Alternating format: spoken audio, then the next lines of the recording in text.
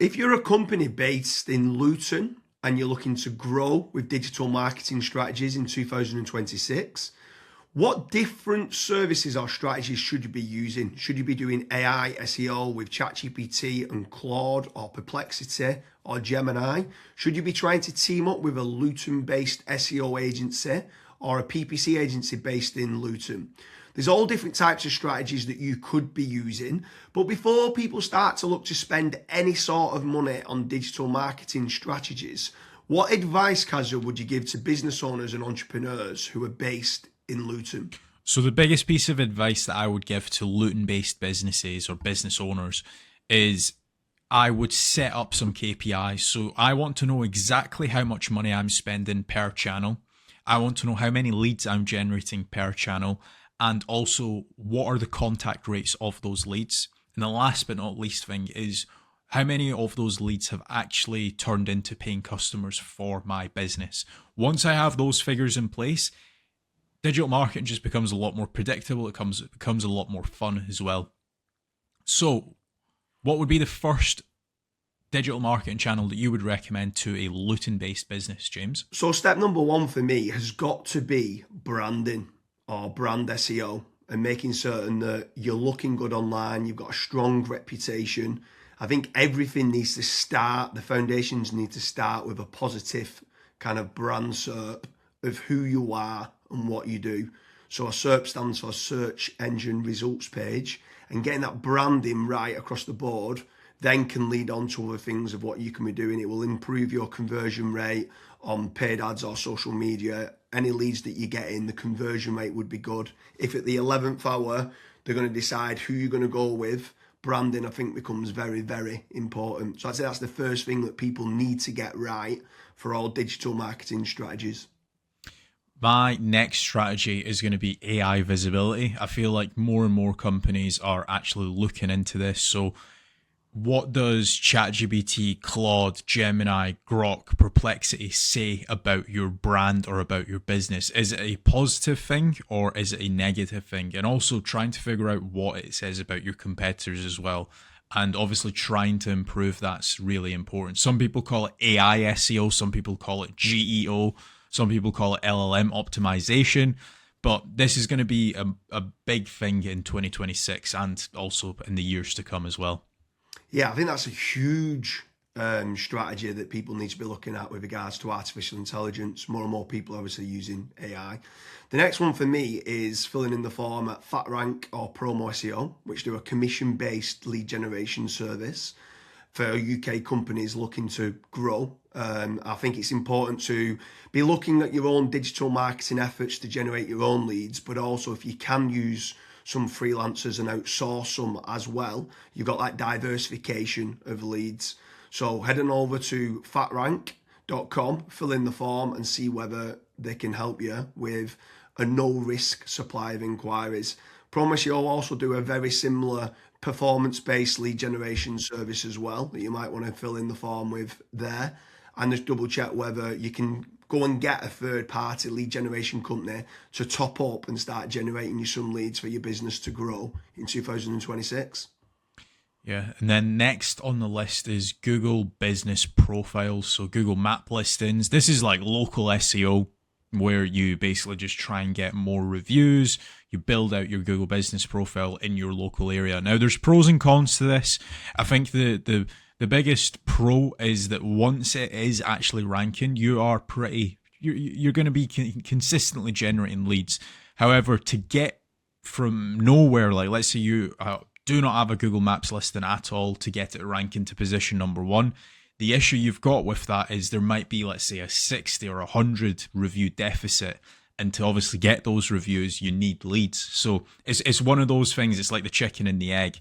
I for one just think it's good for personal branding or for branding of your company. So always try and get the Google Maps listing, but you should always know the pros and cons to it as well. Yeah, for certain. If you're in a local area, you want to try and get those local maps listing. For me, you need to be omni-channel and omnipresent. Yeah. I think the next part is SEO in general, so organic SEO. Can you be building up your website to try and get your website ranking better?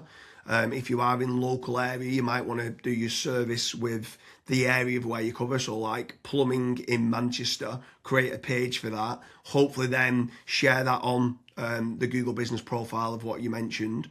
But trying to get organic rankings, the amount of search volume that people are out there searching for different services of what you do, or it could be some blog posts that you could be doing as well. There's different strategies on there that you can be doing, but ideally you want good quality content, build up topical authority, and try and get some third-party backlinks to power up the site to get those organic SEO rankings. I think that's another big part that you need to be doing as part of your digital marketing strategies in 2026. Yeah, and then the next one, which kind of ties back to what you were saying before, James, is obviously organic social media. Now, organic social media, I think it's more of a numbers game. So try to create good content that your audience would actually view. Like I see this time and time again where I look at brands and they've just published maybe 4 or 5 posts on their Instagram profile and they've not been active for 3 years, right? That's not going to drive you sales. But if you can do how-tos, if you can do guides, maybe you can do before and afters, right? If you can do content like that, that way people will see you on socials and they will actually click to actually figure out more about you, fill in the contact form. The caveat to organic social media, yes, it's free to do. It's not like PPC, for example, but it is very much a numbers game. So you want to be consistently uploading, maybe not every day, but at least 3 or 4 times a week. Yeah, for sure. On the subject of social media, paid social ads as well is massive. I'm a massive advocate of the kind of the dollar a day strategy of what people talk about. So if you are going to be taking the time to be posting every day, like you mentioned there, for organic social media, just spending a few pounds on those posts and boosting it.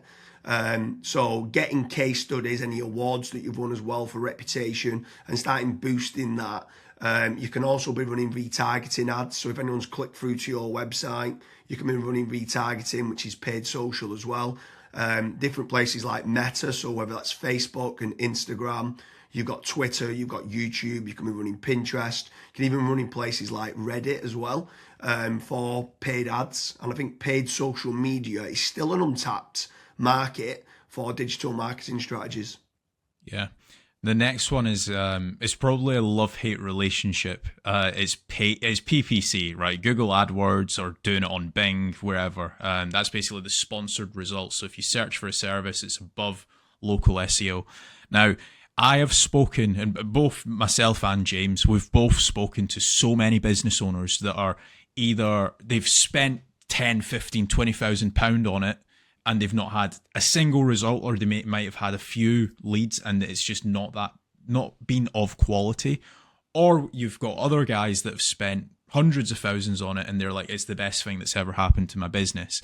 Now, the reason why people are either they absolutely love it or they absolutely hate it is probably down to how it's been set up. Like there's so many different nuances to PPC, like for example, having a really proactive negative keyword list, making certain that you have a set of banned IPs. Like, for example, your competitors could be clicking on your ads and that's deemed as what's called click fraud.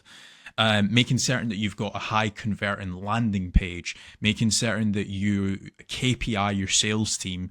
So when a PPC lead comes in, that is one of the first priorities that they actually take when it comes to contacting the lead. There's all of these different nuances, and if you're not on the ball with PPC, it's probably not going to work for your business. However, if you've got a really good, well-refined sales team, you've got a really good landing page, you've got a well-kept, up-to-date negative keyword list, you are using click fraud software, at that point, it will actually probably perform well for you. But again, just know the pros and cons to PPC.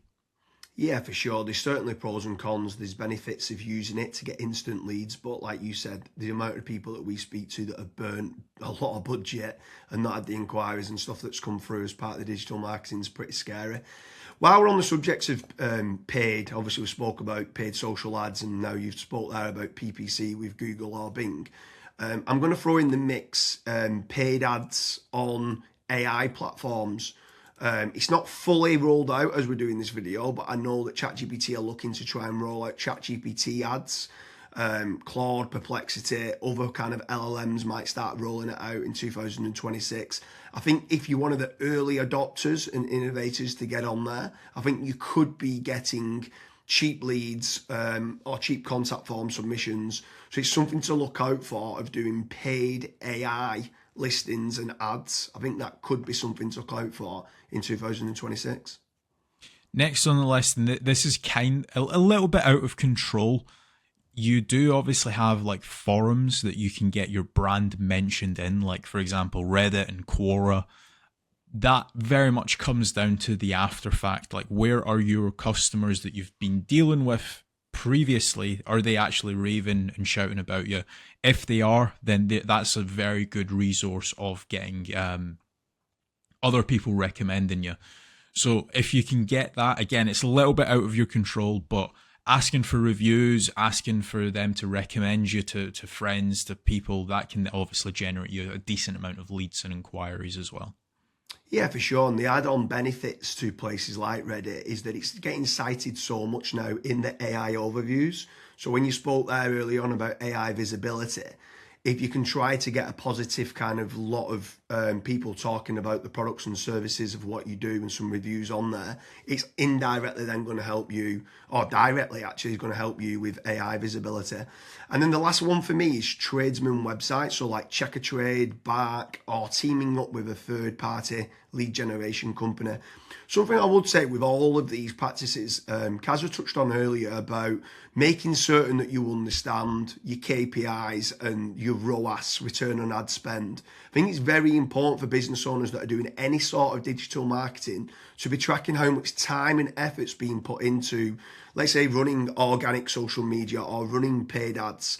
Everything should have KPIs put in place. And this is exactly the same then with tradesman websites like Check a Trade, Bark, Rated People, My Builder. These could all be amazing platforms to generate leads that could get you a positive return on investment. And if you do, you should continue to be using those platforms.